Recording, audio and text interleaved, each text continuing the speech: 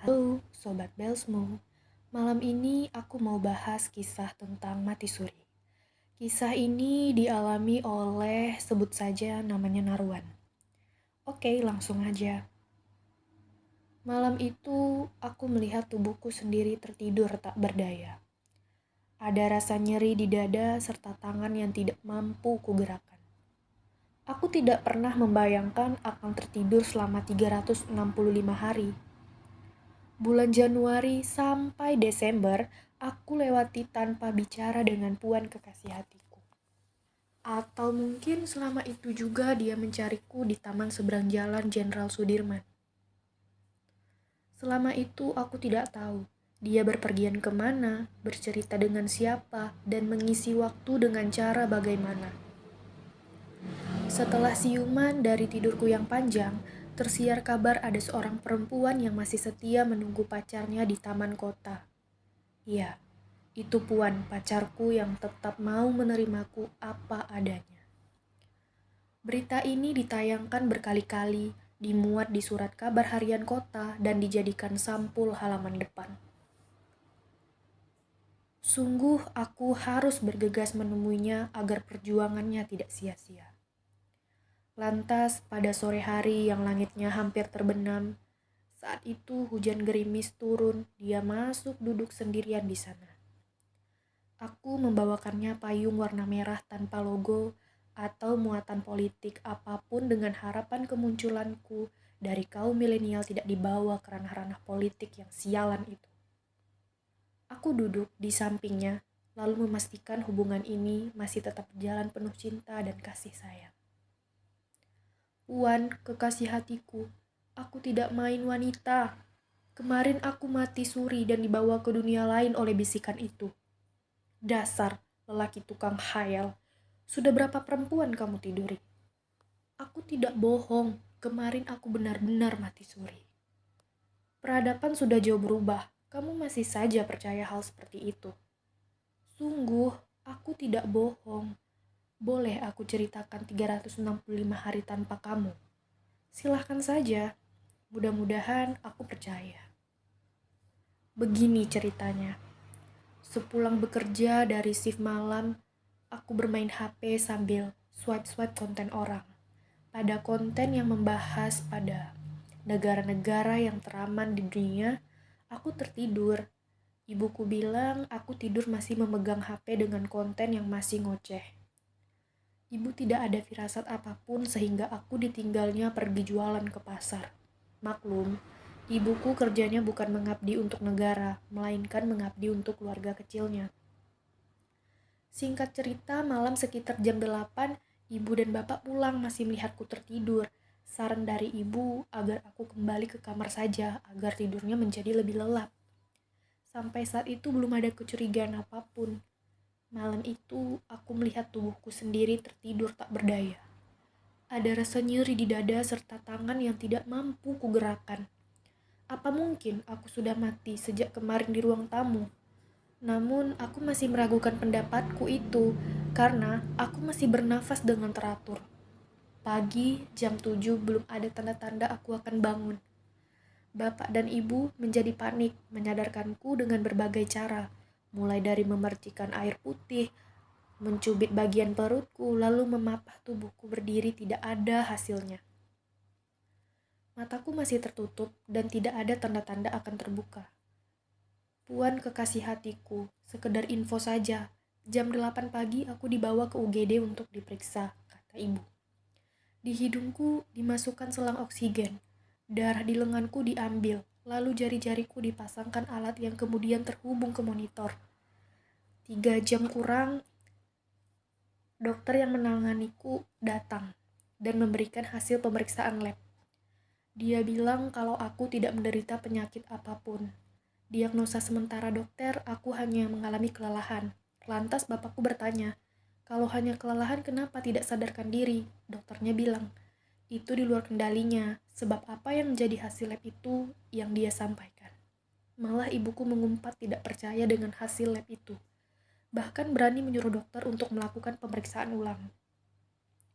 Ibuku juga tidak mau memakai jaminan dari lembaga manapun. Dia akan memakai jalur VIP agar pelayanan semaksimal dan akurat. Sudah menjadi rahasia umum, perlakuan pasien pasti akan spesial jika mampu membayar sendiri. Padahal, ibu tidak punya uang banyak untuk dipakai membayar fasilitas VIP. Mungkin hanya cukup seminggu saja. Itu pun pakai modal dagangannya. Di hari pertama aku berada di dunia lain ini, kesana kemari aku berteriak. Siapa tahu ada manusia. Kuhampiri goa yang dindingnya licin itu berharap menemukan sesuatu yang bisa aku makan. Jujur perutku lapar, ingin makan mie ayam Mas Yono yang biasanya kalau jam segini lalu lalang di rumahku. Tapi aku ragu, ada urusan apa Mas Yono hingga jualan di ruangan yang hampa ini? Memang di dunia nyata dia tidak dikasih jualan. Katanya dipersulit masuk ke perumahan elit. Aku masih mencari tahu tempat apa ini. Kalau misalnya surga, kenapa gelap? Lalu kalau misalnya neraka, kenapa tidak ada jembatan api? Baru kali ini aku merasakan ketakutan yang teramat dalam. Menangis panjang jalan, menyebut-nyebut nama bapak dan ibu, terus tanpa henti. Padahal ibu selalu menjagaku di ruangan Kamboja nomor 335. Jangankan menepuk pundaknya, menggerakkan jari-jari saja seperti mengangkat beban puluhan kilo.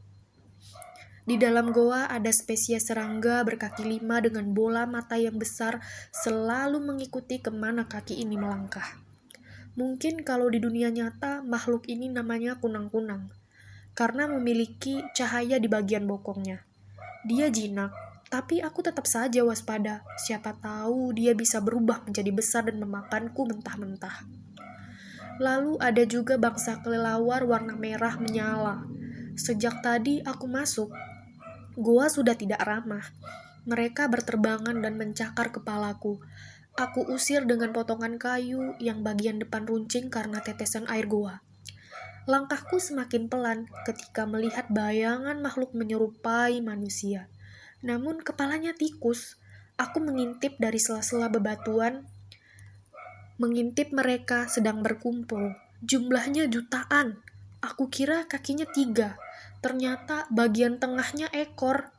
Mereka sepertinya sedang merencanakan sesuatu. Aku tidak tahu rencana itu apa, sebab dia ngomong memakai bahasanya sendiri. Raja tikus yang berbadan gemuk, perut besar, serta baju hitam lengkap dengan gaya rambut klimis. Dari gerak tubuhnya, mereka seperti akan berperang. Entah dengan siapa, lalu dalam rangka konflik apa. Aku menyaksikan sendiri salah seorang pengkhianat ditebas kepalanya, lalu dimutilasi. Darahnya muncrat kemana-mana, bahkan mengenai sepasukan tikus sebelah kiri. Entah tubuhnya dibawa kemana, yang pasti aku melihat 5 kantong kresek hitam berisi irisan tubuh tikus pengkhianat itu. Dalam goa yang minim penerangan itu, perlahan aku mundur dan keluar dari goa, menghindari agar aku tidak dijadikan korban selanjutnya. Hari-hari selanjutnya, jiwaku mengembara entah dengan maksud dan tujuan yang bagaimana. Ada bisikan yang entah dari malaikat atau sejenisnya, bahkan aku harus melewati 365 hari dengan hebat. Aku berbicara dengannya, agar boleh memberi kabar kepada bapak dan ibu bahwa aku sebenarnya baik-baik saja. Minimal hal itu akan membuatnya tidak khawatir serta berhenti mengumpat dokter-dokter itu lagi. Namun kata dia, tidak usah ada berita apapun karena ini sudah garis takdir.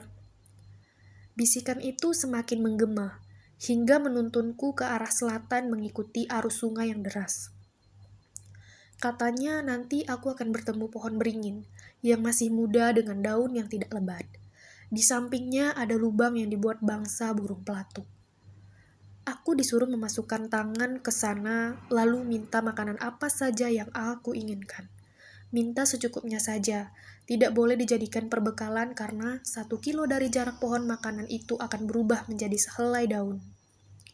Aku hanya minta mie ayam, bakso Mas Yono, sedikit pedas juga dengan isian pansit. Lalu minumnya air mineral saja. Untuk mie ayam, baksonya aku dikasih, namun untuk air mineralnya tidak. Dia menyuruhku untuk minum air yang ada di batang bambu. Setelah dirasa-rasa, ini benar mie ayam bakso Mas Yono yang keliling di rumahku setiap sore. Bagaimana mungkin dia jualan di tempat seperti ini? Dibayar berapa dia sama bangsa burung pelatuk itu? Kataku. Aku baru pertama kali makan mie ayam bakso di dunia lain dengan pemandangan hutan belantara. Rasanya sama enaknya, cuma khawatirnya setelah ini aku dibangsa segerombolan serigala atau predator lainnya. Pada hari yang entah keberapa, aku sampai di gunung yang paling tinggi. Di bawah sana sedang terjadi pertempuran hebat antara sepasukan tikus dengan suku Manteng. Suku Manteng adalah penduduk asli yang kerajaannya hanya berkebun dan bertani. Sepasukan tikus itu menyerang membabi buta dengan pedang panjang yang ujungnya bergerigi. Perempuan yang sedang memetik pucuk teh itu ditebas tepat di lehernya, lalu suaminya digantung di pohon kelapa. Remaja yang sedang belajar di berangus di sekolah dengan senjata penyembur api, mereka tewas di ruang kelasnya. Ketua suku Manteng diseret dari rumahnya ke balai desa, lalu di sana ditembak dengan peluru kaliber 5,50 dikali 40 mm. Ribuan berondongan peluru tajam itu mengenai seluruh tubuh ketua suku, sehingga rakyat yang tersisa ditawan ke dalam balai desa. Ternyata misiku ke sini adalah menyelamatkan para tawanan itu. Entah kenapa harus aku yang warga sipil ini pilih. Yang pasti bisikan itu mengatakan bahwa aku adalah reinkarnasi serdadu tempur. Leluhurku dulunya bertempur dengan gagah perkasa melawan kebiadaban bangsa tirani yang ingin menguasai suku Manteng. Selang beberapa saat, tubuhku membesar, keluar otot-otot yang kekar serta baju tempur lengkap dengan pedang dan tameng pelindung. Aku sempat berpikir melawan sepasukan tikus itu dengan pedang, sedangkan mereka memakai senjata khusus dan peluru tajam. Katanya ini bukan pedang sembarangan. Apapun yang terjadi jangan sampai lepas dari genggaman, apalagi dikuasai oleh musuh. Doktrin menjadi seorang serdadu tempur pun berhasil. Aku terbang dari ketinggian gunung menuju permukiman suku Manteng dengan kecepatan menyerupai pesawat tempur. Membantai sepasukan tikus yang berjaga di ujung kampung, aku bertempur mungkin dengan 1.000 tentara tikus. Semuanya aku bantai tanpa ampun. Setiap kali pedang itu menghujam jantung tentara tikus itu mengeluarkan cahaya merah keemas-emasan. Pedang ini seakan haus akan darah tikus-tikus ini. Seperti ada dendam penindasan di masa lalu. Melewati ring 3 pasukan tikus tentu mudah. Lalu sampai di ring kedua, pertahanan musuh aku tertembak peluru tajam pada bagian kaki kiri. Darahku tercecer di semak-semak. Ini pasti ulah sniper yang belum aku ketahui posisinya. Atas bantuan bangsa burung pelatuk, aku menemukan 3 sniper pasukan khusus bangsa tikus itu. Dari belakang aku iris lehernya dan mati pelan-pelan karena kehabisan darah. Entah dari mana muncul rudal kendali yang memborbardir gedung ini sehingga hancur berkeping-keping. Aku kira diriku telah mati tertimbun reruntuhan gedung itu.